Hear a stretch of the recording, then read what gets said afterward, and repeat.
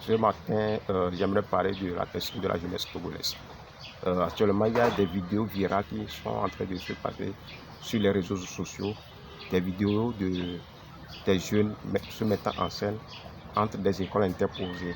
On a l'impression qu'il s'agit d'une compétition de sexualité entre les jeunes dans nos écoles. Et là, il y a une grande question qui se pose. À qui la responsabilité? Est-ce que c'est la faute aux parents? C'est la faute aux jeunes? Mais cette question de la recherche de la responsabilité nous pousse à mener une réflexion profonde.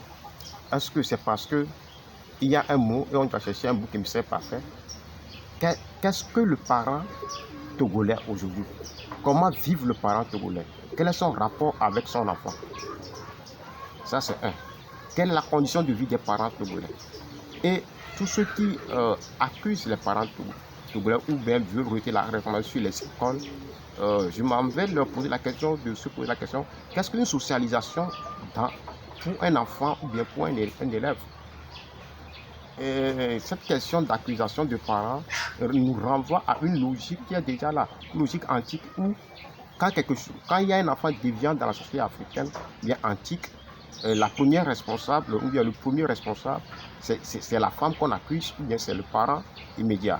Et cette manière de faire, quand on réfléchit bien, c'est une manière pour le groupe social d'éviter des conflits, de consolider le groupe parce qu'il y a des dangers de l'extérieur. Donc face à tout cela, aujourd'hui, on ne peut plus réfléchir tout en adoptant la logique antique. Aujourd'hui, la question est de se poser. Quand un jardinier fait une culture, quand l'arbre pousse, et quel est le résultat? Si le résultat n'est pas satisfaisant, est-ce qu'on va accuser l'arbre? Je pense que non. Le responsable, c'est le jardinier. Maintenant, qui sont les jardiniers de l'éducation des jeunes au Togo? Qu'est-ce que nous, parents, nous grands frères, nous responsables de telle institution, nous montrons aux jeunes? La question de vouloir accuser les jeunes, c'est une fuite en avant, c'est une irresponsabilité. Il va falloir que, devant ce fait qu'on observe aujourd'hui, ça montre qu'il y a un vide. Les jeunes sont en manque de quelque chose. Qu'est-ce que nous pouvons créer pour canaliser l'énergie sexuelle qui est à l'intérieur des jeunes?